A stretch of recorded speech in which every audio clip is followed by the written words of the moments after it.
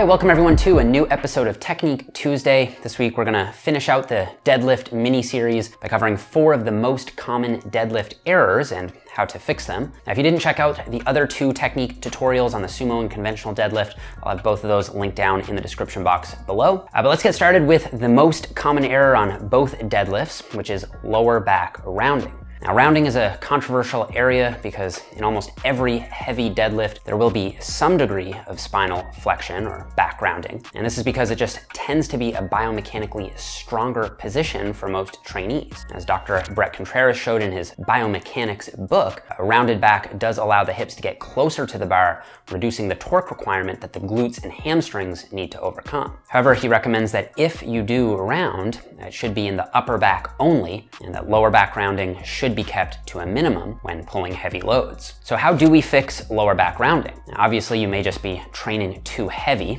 So first consider lowering the weight, but that's definitely not the only reason that people round. So let's consider 3 other quite simple solutions. First, stretch your hamstrings. Now, from a pure technique perspective, you want to make sure that before you initiate the lift, you're pulling your hips into an anteriorly tilted position.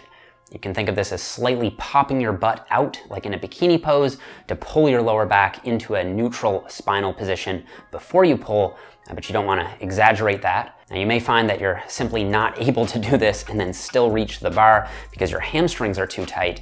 So if you're feeling a huge hamstring stretch to the point of discomfort when you pull your lower back into that neutral position, then I think you really do need to work on your hamstring flexibility. And you can do this through a combination of dynamic stretching and foam rolling before lifting, and if needed, static stretching after lifting.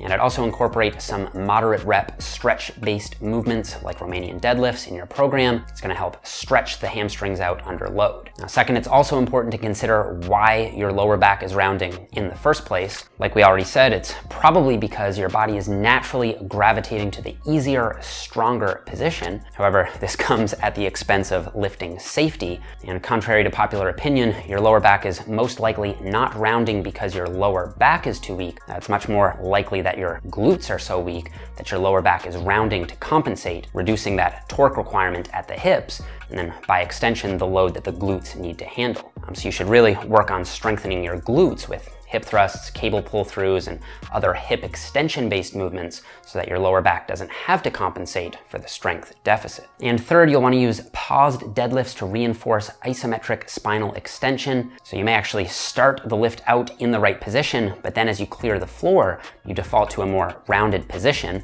So the solution here is to train this specific problematic aspect of the movement pattern by using paused deadlifts, where you're gonna pause for a 1 to 2 second count as soon as the plates leave the floor, or you can pause just below the knees if you notice the rounding happening later in the range of motion. But either way, the pause is gonna force you to do a quick check on your positioning and reinforce that proper lifting position at the problematic time points in the range of motion. Now, obviously, you will want to go lighter on paused deadlifts, especially if you're new to them. So I'd start with something like 50 to 60% of your 1 rep max for sets of 4 to 6 reps and then build from there. Okay, so the second most common error is having the hips shoot up too early. Now, the most common culprit here is that you're simply setting up the lift wrong. Many lifters have the temptation to set up the deadlift with the hips very low and then try to squat the weight up, which is a mistake and almost every time is going to result in the hips shooting up first, leaving your lower back to handle much of the load. So the fix here all comes back to the setup. And in my opinion, if you do set up the lift properly, then your hips just won't shoot up. So to set up, rather than thinking about sitting your hips down, you want to think about pushing your hips back like you would in a stiff leg deadlift. And then once you can't get them back any further without really stretching your hamstrings, allow your knees to come slightly forward until your shins just touch the bar without moving it. And then you want to hold that relatively higher hip position. Now, when you initiate the pull, your hips shouldn't rise up, but rather drive forward as the chest rises up. So the solution to having the hips shoot up is to just perfect your setup and initiate the pull with the hips in a slightly higher starting position. Okay, so the next error is not having your joints stacked.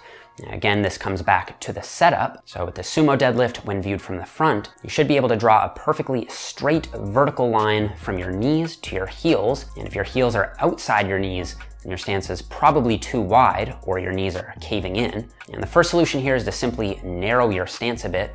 However, you may need to also work on your hip mobility to keep your knees out. So before training, you can do some dynamic stretching and foam rolling for your inner thigh muscles and groin. And then after training, you can do some static stretching for the same area. Also, when viewed from the side, the heels should be roughly stacked below the knees, meaning your shins should be as close to vertical as possible. And this applies to both the sumo and conventional deadlift. So in order to get your shins vertical, you may have to adjust the height of your hips, adjust your stance width, and make sure you're using a flat-soled shoe, or even consider lifting barefoot. Finally, the last error we're going to cover is locking out the lift excessively. This is super common, especially in male lifters who seem to get so excited about lifting the weight up that they just want to keep going with it by leaning too far back and hyperextending their lower back. So all you need to do to finish out the lift is stand up with an upright posture, flexing your glutes to lock out the hips, and lifting your chest up to lock out the shoulders. There's also no need to squeeze your shoulder blades together or shrug the weight up at the top.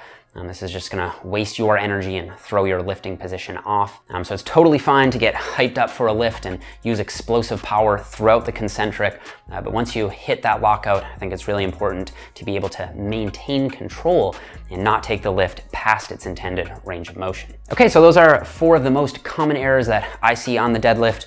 There definitely are many more, but if you wanna check out the other 2 technique tutorial videos that I did on the deadlift variations, you should be able to prevent or fix many of those issues. And if you know anyone who's struggling with some of these technique problems, feel free to share this video with them, or if you have a social media platform anywhere, any share is always greatly appreciated. Or you can just leave me a like on the video. I really appreciate that as well. Subscribe to the channel so you don't miss future Technique Tuesday episodes, and I'll see you guys all here next Tuesday.